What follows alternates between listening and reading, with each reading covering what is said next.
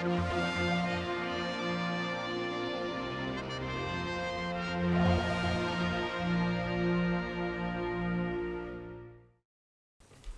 question 8, call on the Honourable Member for Ramsey again, Mr Hooper. Thank you very much. Mr Speaker, I'd like to ask the Minister for Health and Social Care what progress has been made with the private medical unit and if he'll make a statement. On the Minister for Health and Social Care to reply. Thank you, Mr Speaker. On the 1st of January 2019, all private services relating to day case, inpatient and associated theatre work was suspended for a period of 12 to 18 months. A review of the private patient offering began at this time, lasting for over 6 months, with a number of themes requiring remedial action, including issues relating to governance, operational management and financial conformity. Following this review, a plan was put in place by the Department with recommended actions and a further recommendation that a specification be prepared in order to enable the tendering of an external service provider.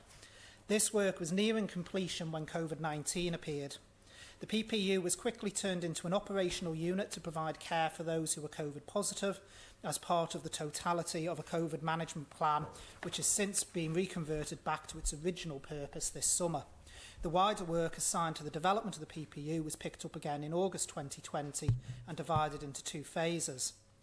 Phase 1, Mr Speaker, is an interim step in order to provide some private outpatient services, pre-operative assessment and diagnostics work. A small handful of services started in October. The next suite of services are due to open in the next few weeks and will include cases which require a short overnight stay in PPU. Finally, the third part of this phase is planned to open in late November, and this will provide for any procedure that requires up to 3 overnight stays in the unit.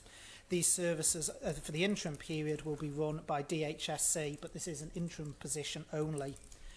Phase 2 is the commission service, and running concurrently with the first phase, DHSC has developed a specification for the procurement of a service by a provider external to DHSC.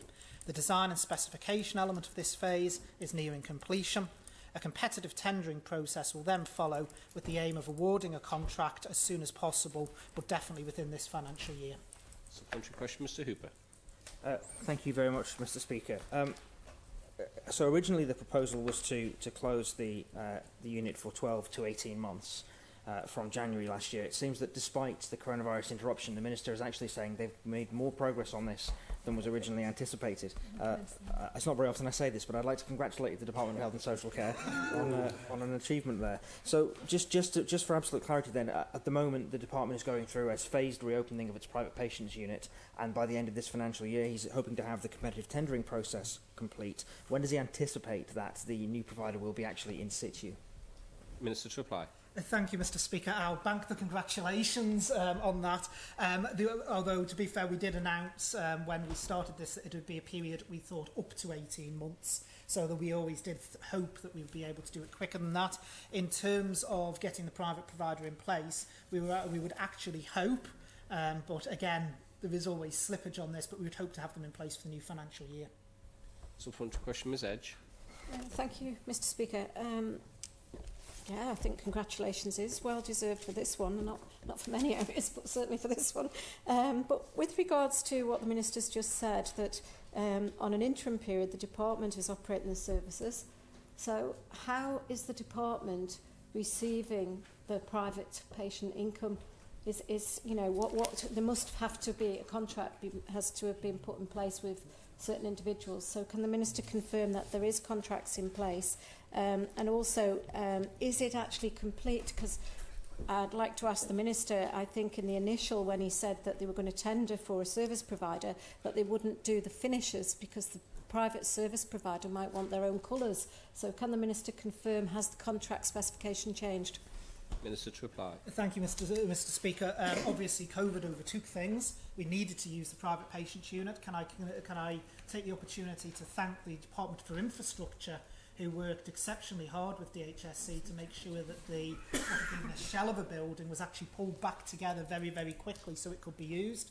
So the unit itself is completed. Obviously, if we go with if we get a third party appointed and there's changes they want to make within that unit, then obviously we will speak to them around that. and try and facilitate that where possible. In terms of contracts, there is individual agreements with the various consultants who might be needing to undertake private work and the outpatients, and the money therefore will come in as, for the time being under this phase, as income to the department accordingly. Supplementary question, Ms Edge. Thank you, Mr Speaker. I didn't hear the Minister say how long the interim period was for. Minister. Thank you, Mr Speaker. And as I said in answer to the Honourable Member for Ramsey, Mr Hooper, we hope to have the third-party contractor in place for the start of the new financial year.